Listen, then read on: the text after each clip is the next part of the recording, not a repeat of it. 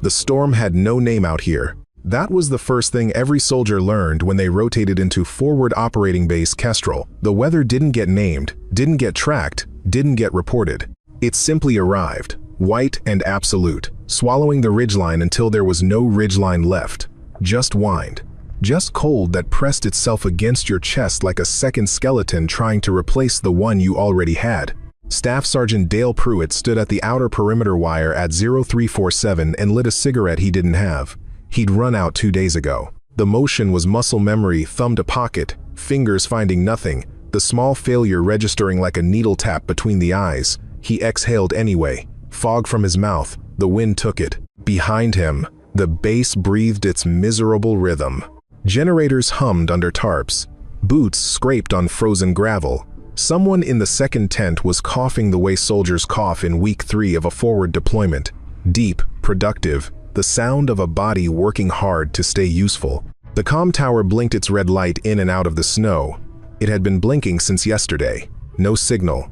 No contact with Firebase Rampart, which sat 40 kilometers southeast and might as well have been on another continent. Kestrel had 41 souls. 41, minus the 3 who had evacuated with the last helicopter before the weather closed the flight corridor. So 38 now, if you counted right. Most people didn't count her. She was near the equipment depot, crouched over a case of 7.62 times 54 mmR rounds, checking each one with her thumb like she was counting prayer beads. Her name wasn't on any of the duty boards. Her bunk wasn't assigned in any of the official tent rosters. She had arrived with the resupply 3 weeks ago and had simply stayed. Nobody had asked her to leave. Nobody had asked her anything. She went by the name the other soldiers had given her. The way soldiers always give names to things they don't understand. Ghost. Not as a compliment. Private First Class Donovan Marsh had coined it on day 2. She moves around, and nobody sees her. Like a ghost. Except ghosts are at least interesting. He'd said it loud enough for her to hear. She hadn't reacted. She had been carrying 3 crates of ammunition across 20 meters of frozen mud at the time. And she kept walking, and nobody said anything else about it, and the name had stuck the way. Mean nicknames always stick, not because they're clever, but because they're repeated. Her actual name appeared on exactly 1 document in the entire base, a supply transfer manifest tucked inside the binder in Commander Hargrove's office, under the column labeled Auxiliary Personnel. It listed her designation as E3, her specialty as General Logistics, Support, and her last posting as Firebase Dunmore, which had been decommissioned 14 months ago. Nobody had checked Dunmore's records. Nobody thought it was worth the bandwidth, given everything else. She was 26 years old, or looked it, or something close. Hard to tell. Her face was the kind that didn't give information willingly. High cheekbones, pale, with the particular drawn-down quality of someone who had spent years convincing their features to reveal nothing. Blue-gray eyes that moved in a specific way, slow arc, full stop, complete inventory, the way experienced hunters look at a tree line before they decide to step out of cover. Nobody had noticed the way she looked at things. Nobody was paying that kind of attention. She lifted a crate. 60 pounds of ordnance, 1 grip, up from ground level to shoulder height in a single fluid motion. No grunt, no shift of weight. The movement was too smooth, which was the strange part. Most soldiers of that size and frame would have recruited their whole body for 60 pounds. She used maybe a third of herself. The rest was perfectly still. Sergeant Marcus Webb walked past and knocked the crate with his elbow. Not an accident. "Watch it," he said, not looking at her. "These paths are narrow for a reason." She didn't say anything. She adjusted her grip and kept walking. Pruitt watched all of this from the wire. He watched the way she set the crate down inside the depot entrance, precise, no drag marks, corners aligned, and then turned and walked back into the snow without hesitation, as if the cold wasn't there, as if the wind wasn't a physical force she was required to fight. She moved through it the way water moves around a stone, not resistant, not indifferent, just shaped correctly for the passage. He lit another cigarette he didn't have. "Weird one," he said to nobody. The comm tower blinked red. No signal. At 0412, the sensor array on the northern ridge picked up heat signatures. Not wind, not animal scatter. 41 of them. moving in 2 columns through the blizzard, following the drainage gully that ran parallel to Kestrel's eastern approach. Organized, deliberate, armed. The base had 20 minutes before first contact, if they moved fast. 17, if they moved smart. Commander Hargrove was in the operations room in 40 seconds. His name was Captain James Hargrove, 39 years old, 12 years of service, 3 combat deployments, and a reputation for being the specific kind of cold that makes other cold things seem warm. He wore his stress the way soldiers do when they've been stressed long enough, not on their face, but in their hands. His were very still, which was worse than shaking. He looked at the sensor read. He looked at the comms board. He looked at the blizzard outside the ops window. He said, "Get me Halverson." Halverson was their sniper. Specialist Craig Halverson, 24, 2 commendations, the best long-range shooter on the base. When he came into the ops room 30 seconds later, his face already had the answer written in it. "How bad is the wind?" Hargrove said. 60+ gusts, Halverson said. "Irregular. The scope keeps icing at the objective end." He paused. "And the target's at 4,000, 100+ if the sensor read is accurate." Hargrove looked at him. "I've never hit past 2,400 inches those conditions," Halverson said. "Nobody here has." The comm tower blinked. The briefing took 4 minutes because they didn't have more than 4 minutes. Sergeant First Class Renata Boyle spread the thermal map across the folding table and the group of them stood around it. Hargrove, Halverson, Webb, Pruitt, and 2 others, and looked at the cluster of red signatures moving through the drainage corridor like a slow infection. 41 confirmed heat sources, Boyle said.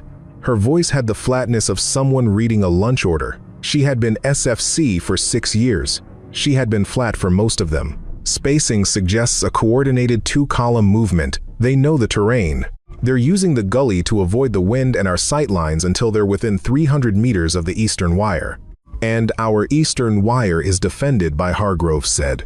8 soldiers, Boyle said, with 2 functional heavy weapons. The 3rd jammed yesterday in the cold, and we don't have the part to fix it. Silence. Halverson was looking at the distance calculation on the sensor sheet. His jaw worked slightly, not talking, just running numbers against what he knew about the wind, the cold, the limitations of optics that had been in field conditions for 3 weeks. "Their command element," Hargrove said. "Can we identify it?" Boyle tapped the thermal map.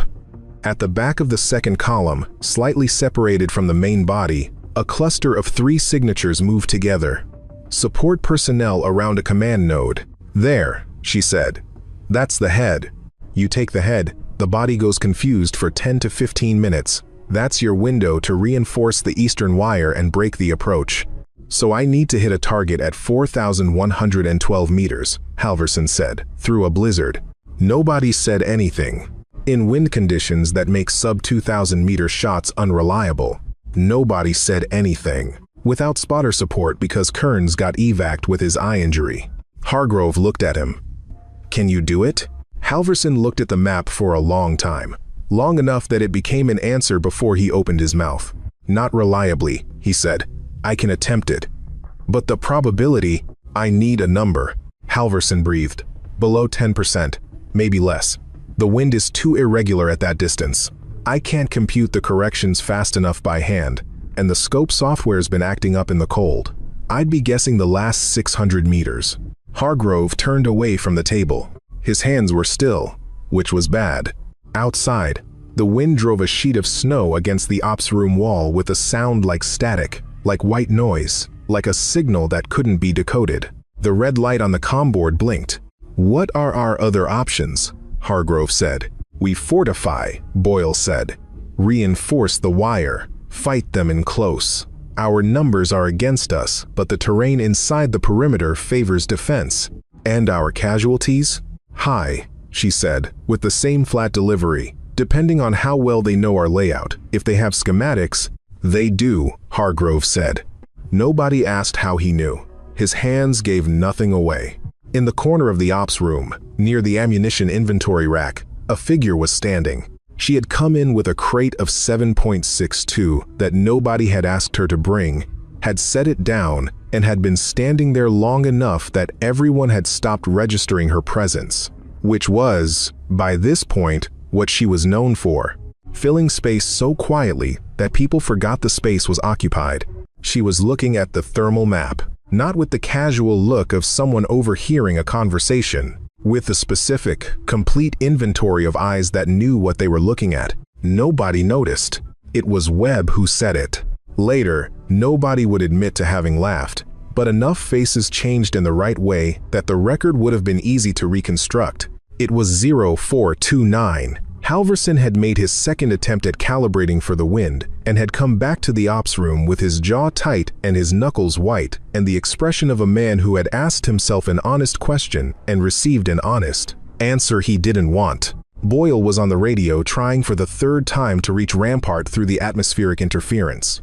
Hargrove was studying the sensor readout with the methodical focus of a man who was already 3 steps past hope and had entered the territory that lies beyond it, a country with no name that soldiers visit when they are doing their arithmetic, and the numbers keep coming back the same. Webb came in from the perimeter check, stomped snow off his boots, looked at the room. "What's the call?" he said. Nobody answered him immediately, which was itself an answer. He looked at the thermal map. He looked at Halverson, who was staring at his scope like it had said something personally offensive.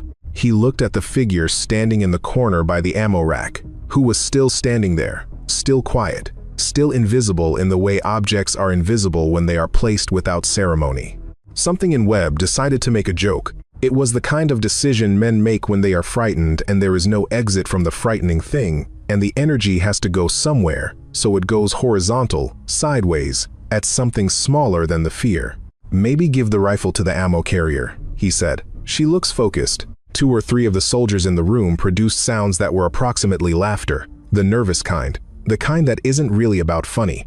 Hargrove didn't laugh, but he was out of options, and out of time, and the sensor showed the signatures now at 3,800 meters and closing, and Halverson had just told him the honest answer, and the honest answer was below 10%.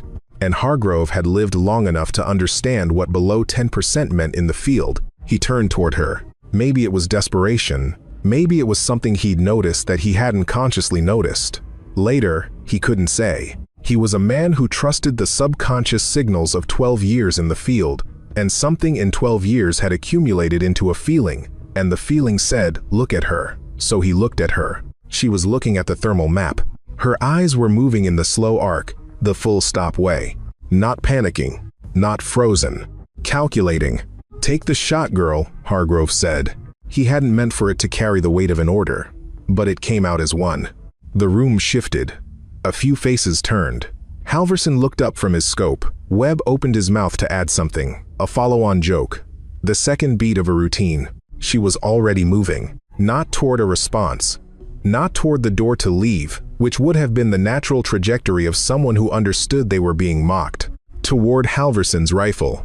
She picked it up the way she picked up ammunition crates. Complete competence, no extra motion. Her left hand found the forend. Her right found the pistol grip. The sling settled against her shoulder as though it had always lived there. She didn't look at any of them. She walked out of the ops room into the storm.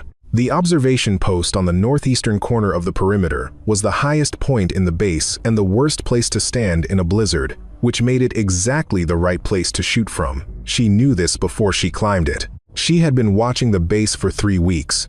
The way she watched everything, not for personal reasons, not from habit, but because observation was a survival function that had been running in her nervous system long enough that it no longer required instruction. She set up in 30 seconds. Halverson, who had followed her, stood back. He had expected to take the rifle back. He had come out here to take the rifle back, and to do it without making a scene, and to explain to the commander that this was not a reasonable solution to their problem, that whoever she was, this was a serious engagement with a serious target, and the answer was not to hand a rifle to the base's logistics runner and ask her to attempt a shot that the unit's decorated specialist had just declined. He stood back because something stopped him. Not deference, not courtesy. The way she was lying. The prone position is a technique. It has mechanics, Most shooters, trained shooters, experienced shooters, still carry small residual errors in their prone, shoulder angle slightly wrong, spine not quite aligned, legs not spaced correctly, small errors, sub-threshold, but present. The way handwriting always carries the ghost of how it was originally learned. She had no ghost. Her position was not technically correct in the way that trained shooters are technically correct. It was correct in the way that very old things are correct not because someone taught them to be, but because they had been worn to their correct shape by long use. Her elbows were at the exact angle that distributed weight without creating muscular tension. Her spine was a single unbroken line. Her legs were open to exactly the width that anchored without restricting breath. She had done this so many times that the body had stopped needing instruction. Halverson stayed back. The scope was iced from his previous attempt. She tilted the rifle 40 degrees, tapped the objective bell once with 2 fingers, a specific knock, not random, the particular contact that breaks surface adhesion without stressing the glass, and the frost cleared. He had seen that technique once, in a manual that had been declassified in 2019 from a unit that no longer existed. She settled back into position. The wind was doing what mountain wind does in the dark, not blowing in a direction, but arriving from multiple directions in sequence, as though taking turns. Most shooters wait for a lull, a window between gusts when the air holds still for 2, 3, 4 seconds. Clean air, correctable trajectory. She wasn't waiting for a lull. She was watching the wind. The way snow moved at the intermediate ranges 1,000 meters out, 2,000 meters out, reading the trajectory curves in the way that snow always reveals what air is doing to the space it occupies, if you know how to look. She was mapping the wind's pattern, its cycling rhythm, the interval between the large gusts and the small secondary ones that followed, like afterthoughts. Her breathing slowed. In the ops room, Boyle had given up on the radio. The group of them were at the window, or the door, any glass, any gap, watching the small figure on the northeast post in the gray-white dark. Nobody was joking now. Halverson's data card was in his jacket pocket, unused. He had not given it to her. She had not asked for it. The data card contained the ballistic corrections for the rifle's specific load drop tables, wind adjustment formulas, environmental variables for altitude and temperature, the calculations that a sniper needs at extreme distance. Because at extreme distance, a millimeter of error at the muzzle becomes a meter of error at the target, and you cannot guess your way to 4,000 meters. She did not appear to be guessing. Her right hand had settled completely still. Not rigid still. There is a difference between tension and stillness, and tension always fails. Her hand had the quality of a thing that has been set down. The snow fell. The wind came from the northwest, shifted, came from the northeast, held for 1.7 seconds, went away. She breathed in. She breathed out. She breathed in. Her finger, on the second exhale, moved 1 millimeter. The rifle fired. The sound arrived before anyone processed what had happened. That was the order. Sound, then silence. Then the long pause in which the brain works to catch up with the event. And then in this case, after 5.1 seconds, which is the travel time for a 7.62 round at that velocity over that distance confirmation.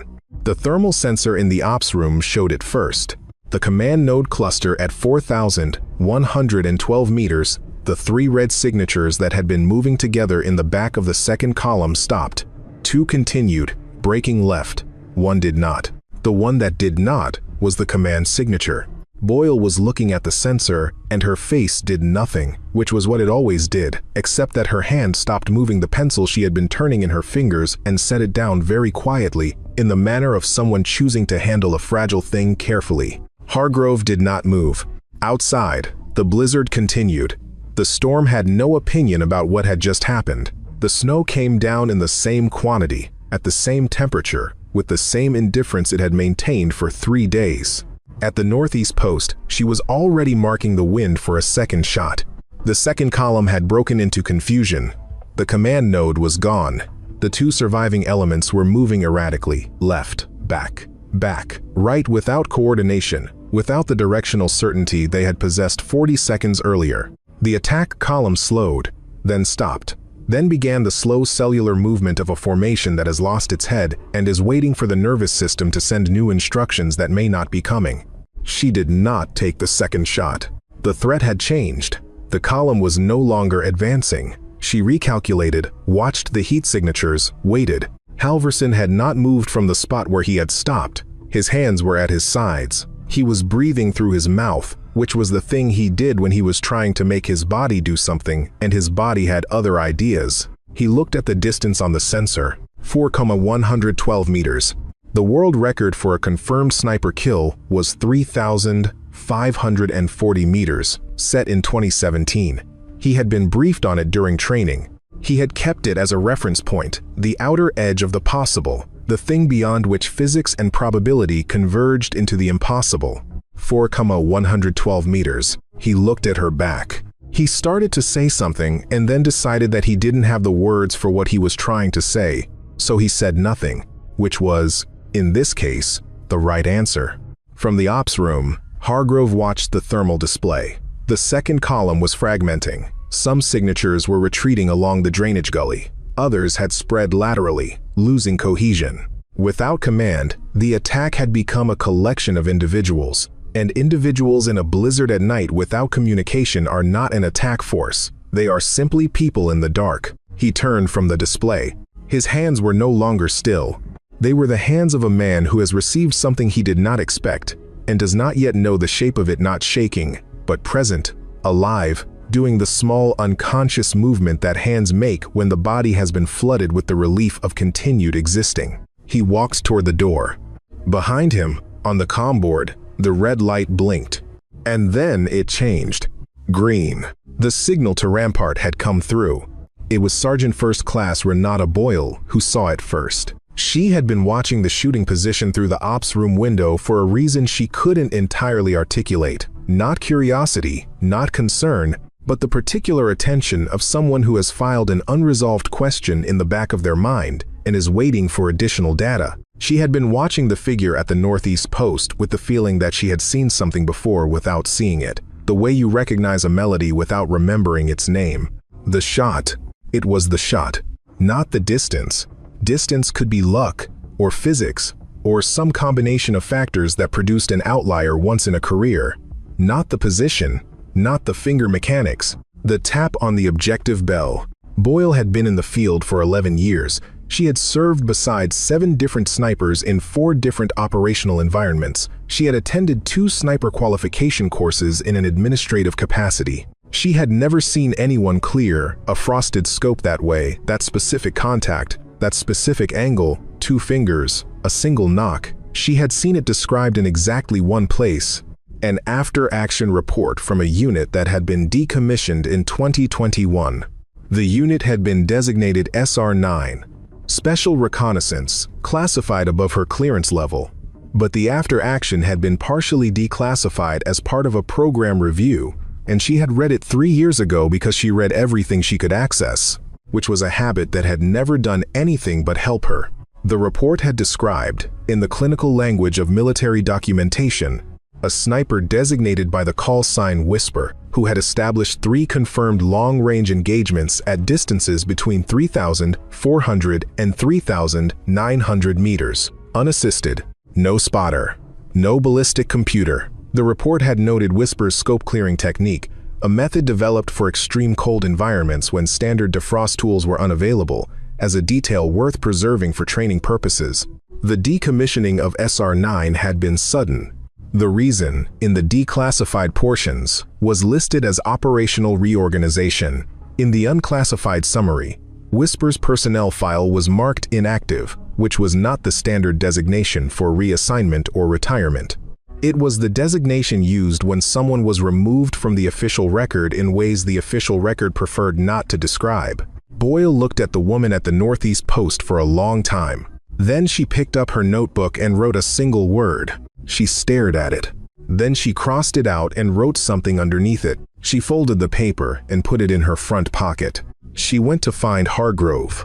The commander was outside, speaking with Webb about the Eastern Wire reinforcement. When Boyle reached him, she waited for Webb to finish his sentence and move away.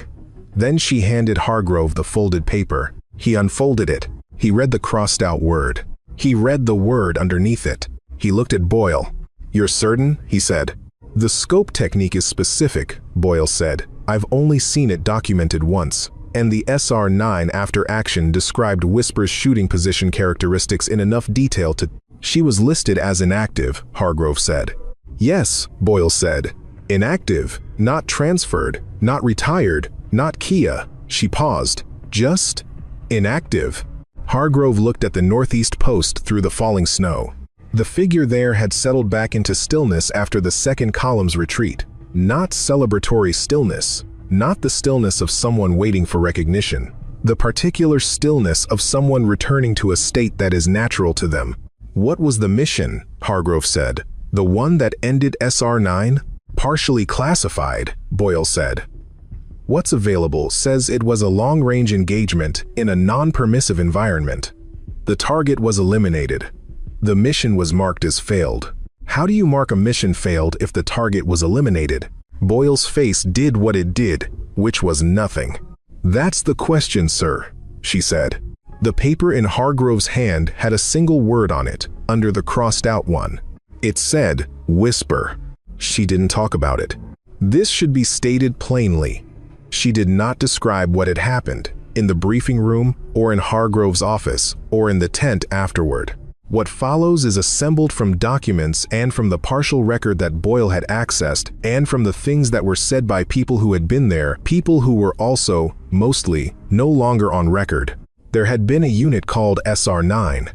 It had existed for 4 years, operating in environments that the official force structure didn't acknowledge as operational. 3 snipers, a signals team, a 2-person command element, highly mobile, highly classified. The kind of unit that doesn't appear on organizational charts because it operates in the gap between what is authorized and what is necessary. Her name in that unit had been Nauhispr. She had been 22 when she was recruited into SR-9. She had come from a conventional sniper qualification with a performance record that the selection board had described, in their internal documentation, as statistically improbable, meaning the scores didn't fit the expected distribution, meaning they were too consistent. At extreme ranges, where other candidates showed the normal variance of human performance, good days and bad days, weather effects, fatigue, degradation, she had shown almost no variance at all. This was not normal. The instructors had flagged it. The selection board had investigated it. They had found no evidence of irregularity and a large amount of evidence that some individuals, through some combination of neurology and early developmental experience and years of practice at the specific skill set, simply performed differently at the far tail of the bell curve. She was one of those individuals. The board had recruited her with a classification level that she was not allowed to discuss and a set of operational parameters she was not allowed to describe, and for 4 years she had operated in environments that did not exist and completed missions that were not recorded and returned from things that other people did not come back from. The mission that ended SR-9 had been in its 4th year. The target had been a command-level figure whose elimination would disrupt a specific logistical network. The mission parameters had included a withdrawal route and a support element and a backup exfiltration plan. All 3 had failed. Not because of poor planning, because someone had provided the opposing force with Whisper's position. Before she took the shot, the support element had been ambushed. After she took the shot, the withdrawal route was compromised. She had exfiltrated alone, through terrain that was not survivable in the official assessment, and had survived it anyway, in the way she survived things not through luck, but through the particular combination of skill and cold calculation that had made her useful in the first place. She had come back. The mission had been marked failed. SR-9 had been decommissioned. Her record had been marked inactive. She had spent 14 months doing what she was told, carrying ammunition, maintaining equipment, existing in the supply chain of the military apparatus, in the capacity of someone who had been made officially small. Whether this had been ordered as punishment or as protection or as something in between, the documentation was silent on this point and she was silent on this point, and the people who made the decision were silent on every point. She carried ammunition. She calibrated her observations. She waited for something she may not have consciously been waiting for, or she had simply continued to exist in the way that people continue to exist when they have no reason to stop and no particular desire to start again. There were things that happened in the 14 months that were not in the record, because the record had been constructed to omit her. and an omitted person's experiences are also omitted.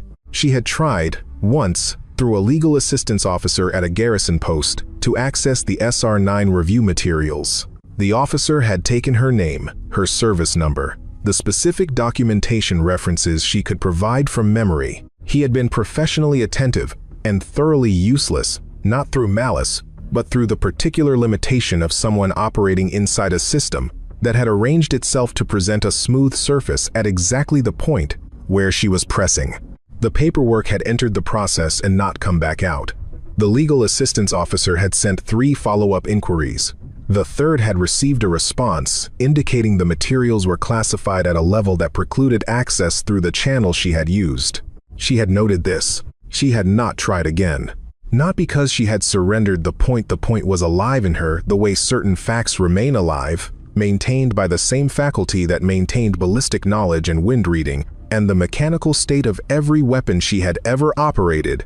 The point existed. She simply had no mechanism to act on it. So she had carried ammunition. She had maintained a low observable profile. She had moved through 4 bases in 14 months with the efficiency of someone who understood that prolonged residence created relationships, and relationships created records, and records were the medium in which her situation currently existed as a problem. Better to remain in the supply chain. Better to be a name on a manifest rather than a name in a story. She had her rifle, not the unit's rifle, not any unit's rifle. A personal weapon, built over 3 years from a stock configuration, adjusted to specifications that existed in no catalog, maintained to a standard that had nothing to do with the field inspection schedule, and everything to do with the relationship between a shooter and an instrument that had been trusted with the most consequential moments of 4 years of operational work. It traveled with her in a case that was marked on manifests as personal equipment, sealed, non-issue. Nobody had opened it. Nobody had asked.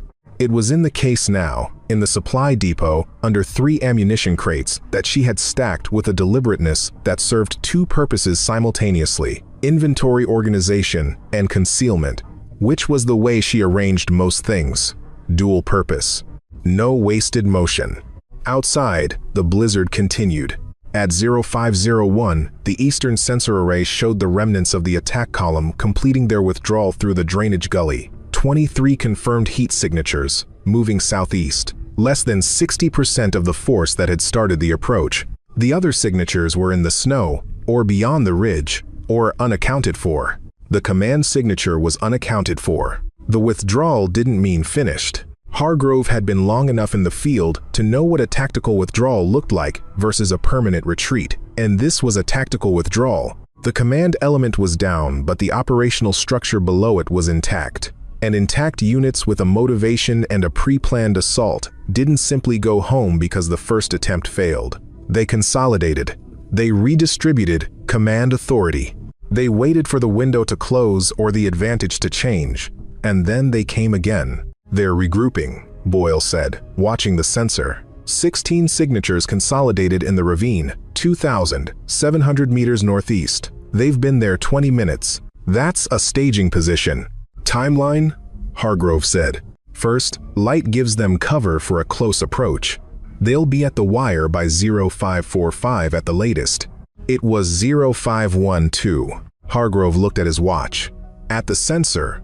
At the 2 functional heavy weapons, one of which had been having feed problems in the cold. At 35, soldiers who had been awake for 36 hours. At the first gray suggestion of pre-dawn light beginning to dilute the black above the eastern ridge. Halverson, he said. The specialist was at the door. He had not gone back to his bunk.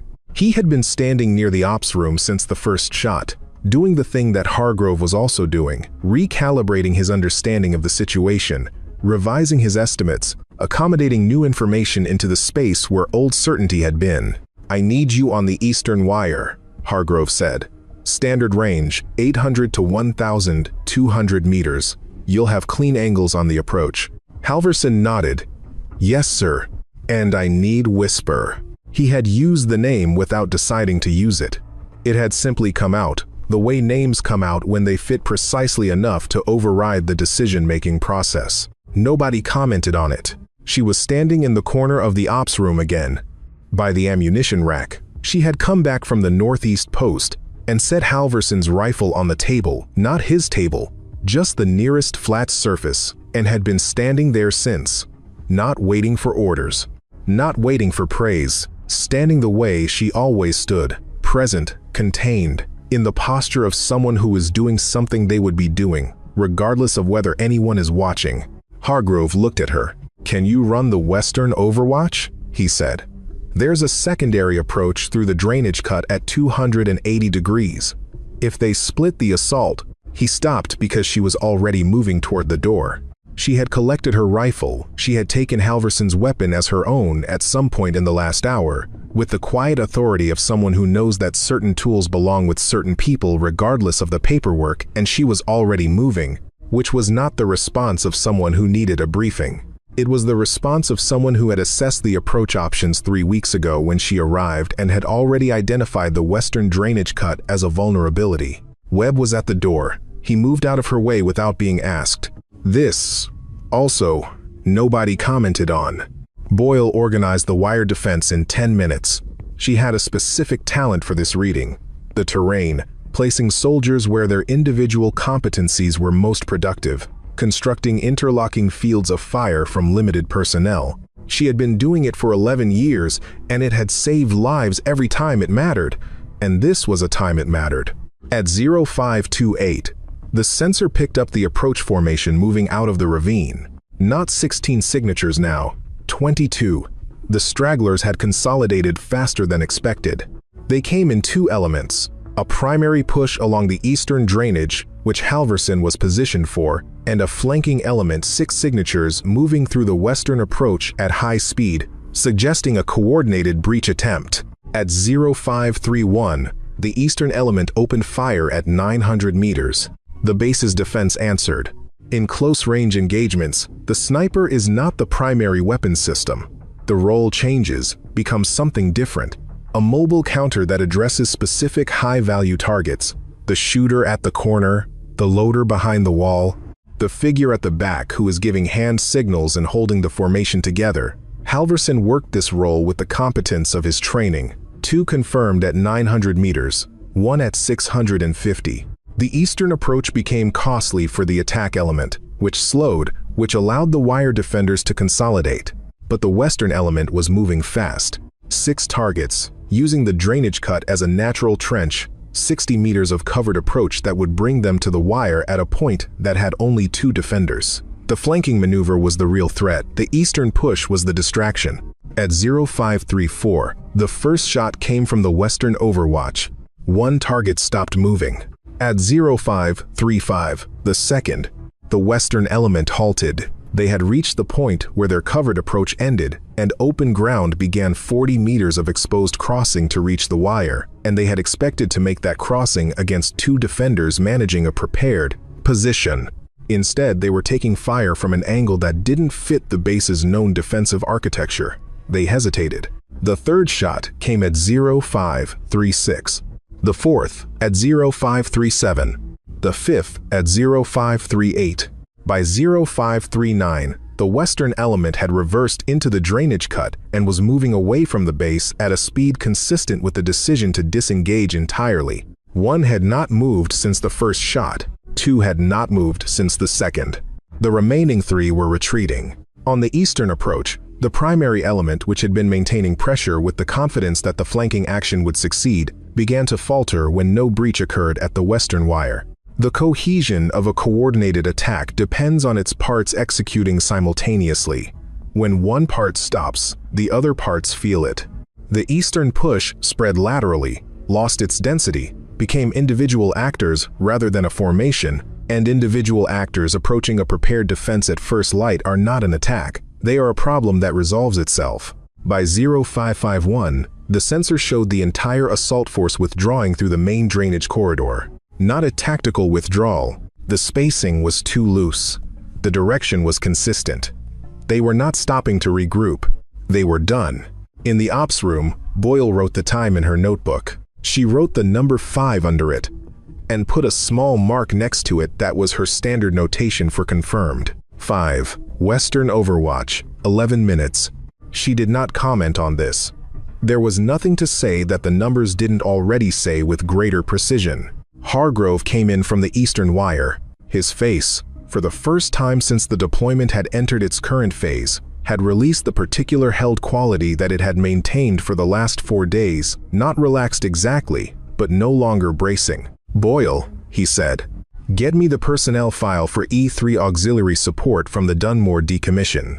"There won't be much in it, sir." "I know," he said. "Get it anyway." She was at the ammunition depot when Hargrove found her. Not because she had been ordered there, not because she had something specific to do there. She was there because the ammunition depot was where she went, which was the answer to any question about where she would be. It was the place the base had assigned to her, and she had fulfilled the assignment without complaint and without ceremony, and now the assignment was concluded for the moment, and she had returned to it the way people return to known things when the unknown has temporarily resolved. She was checking rounds, thumb to case head, checking primer condition, the way she had been doing on the night this began. The motion was slow and complete, each round receiving the same inspection as the one before it. Hargrove stopped in the depot entrance. She did not turn around. "I've been trying to access your actual file," he said. "The SR9 record." She did not respond. "I got the declassified summary." And Boyle found the after action that referenced Whisper. He paused. "The shot tonight was 4,112 meters by sensor confirmation. The record is 3,540. She set down the round she was holding. Picked up the next one. "The mission that ended SR9, he said. "The one that was marked failed. The mission notes say the target was eliminated. Your withdrawal was successful. The support element's failure was not attributed to you." Another pause. "But someone marked you inactive, removed from record, assigned to logistics." He let that sit. "I want to know why." She was quiet for a long time. Then she said, "Because someone needed the mission to be failed."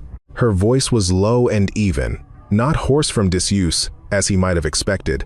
The quietness of it was not the quietness of a voice that hadn't been used. It was the quietness of a voice that had decided the world didn't often warrant the effort. "They needed cover," she said. "The target was not supposed to be eliminated, not by us. There were other interests involved." She turned one round over in her fingers. When the target died, someone needed an explanation for why the mission had gone wrong. The mission couldn't have gone wrong if the target died as planned, so the mission went wrong for a different reason. She set the round down. I was the different reason. Hargrove stood in the doorway for a moment. "The investigation closed," she said. Before it opened, she picked up the next round. "I was given a choice. Quiet reassignment or a formal review that would establish a different kind of record. I took the reassignment, and the reassignment was logistics support." It moved around. She almost smiled. It was a small thing, brief, in the direction of something wry. "Kestrel is the 4th base. The work isn't bad." She held up the round she was inspecting. "Ammunition matters." Hargrove was quiet. Outside, the storm had not diminished. The blizzard moved through the base with the same indifference as before, covering the evidence of the last 3 hours with fresh white, filling the boot prints in the snow, leveling the marks of the engagement into an unmarked surface. By morning, the eastern approach would look like it had looked every other morning, white, smooth, without record. But the sensor logs existed, and Boyle's notebook existed, and the personnel file that wasn't a personnel file existed, and would be difficult to unmake. "I'm going to recommend restoration of record," Hargrove said. "Full reinstatement. The after action from tonight will be submitted with my personal endorsement." He waited. "And I'll be naming the confirmed engagement at 4,112 meters." She set down the round. She was quiet for a moment, with the particular quality of someone who has been told something they stopped expecting a long time ago, and the body needs a second to locate the appropriate response in the catalog of responses it has kept on reserve. "That will create complications," she said. "Yes," Hargrove said. "For the people who needed the mission to be failed." "Yes," Hargrove said again. "It will." She looked at the ammunition case. "I never missed," she said. Not loudly, not with inflection. The way people say true things when the truth is simple and complete and doesn't need decoration. Just, "I never missed." The statement of a fact by someone who has lived inside it long enough that it has ceased to be remarkable, but hasn't ceased to be true. Hargrove nodded once. He left her to the rounds. The formal record of the engagement at Forward Operating Base Kestrel was filed on March 14th, entered into the after-action reporting system by Captain James Hargrove at 0847, following the restoration of full communications with Firebase Rampart. The report documented the attack, the defensive action, and the 2 long-range engagements that had altered the outcome. It named the shooter. It included the sensor confirmation of the 4,112-meter shot. It included Boyle's detailed documentation of the Western Overwatch engagement. It included Hargrove's formal recommendation for personnel record review and reinstatement. The report moved through the system in the way reports move slowly. Then suddenly, the way water backs up against an obstruction and then releases. At the divisional level, it sat for 4 days. At the regimental level, it cleared in 11 hours, moving faster than reports typically move, which is what happens when a number like 4,112 appears in a document that also contains a name people who matter have been told to forget. Within 72 hours, a review board had been convened. Within 5 days of the engagement, the first results of the review were available. The SR-9 after action was re-examined. The mission classification was elevated, and then, through a process that Hargrove was briefed on only partially and understood only in outline, the specific determination of mission failure was re-examined against the original operational parameters. The findings were not made public. They didn't need to be. What happened inside the system, the adjustments, the reassignments, the conversations in offices that took place in low voices between people who preferred not to be on record, those were matters for the system to resolve with itself, in the interior economy of accountability that institutions manage when they are forced to confront the gap between what they documented and what they did. For the soldiers at Kestrel, what was visible was simpler. The name on the duty board changed. E3 Auxiliary Support, General Logistics, was replaced, first informally and then on the official manifest, with the proper designation. Not Whisper, that was a unit call sign from a decommissioned operation. Her actual name, her actual rank, which was higher than E3 by several grades, restored to her record as though the blank space between SR9 and now had been filled in rather than erased. Webb saw the board and stood in front of it for a long time. He had the particular look of a man reassessing a long chain of small decisions, each one of which had seemed reasonable at the time, and which now, in the light of revised information, formed a pattern he was less comfortable being the author of. He had knocked the crate out of her hands. He had made the joke that started the sequence. He had laughed or had made the sound adjacent to laughing when Hargrove had given the order. He stood at the board for long enough that it became conspicuous. Then he went and found Pruitt, who had been at the wire since 0400 and who had also been reviewing the last 3 weeks in the manner of a man doing an inventory and discovering a discrepancy. Pruitt had watched her from the wire on the first night. He had seen the way she moved, had noted it in the back of his mind as a thing that didn't fit the context, and had filed it under Not My Problem because he was tired and it was cold and he was out of cigarettes. He was reconsidering the filing system. "You saw her," Pruitt said to Webb. "From the start." "We all saw her," Webb said. "That's the thing," Pruitt said. "We didn't." He didn't elaborate. He didn't need to. They both understood the specific failure mode being named not blindness but something more willful. The deliberate choice not to look because looking would have required updating an assumption, and updating assumptions costs something, and they had been tired and cold and rationing everything, including attention. Halverson found Boyle in the communications room and asked her 3 questions in a row without waiting for answers to the first 2, which was not his usual manner. She answered the third one, which was the relevant one. "How?" Boyle said. "Because the fundamentals of ballistics don't change based on what someone writes in a personnel file. A 7.62 round at 4,112 meters either hits or it doesn't. That one hit. The sensor said so.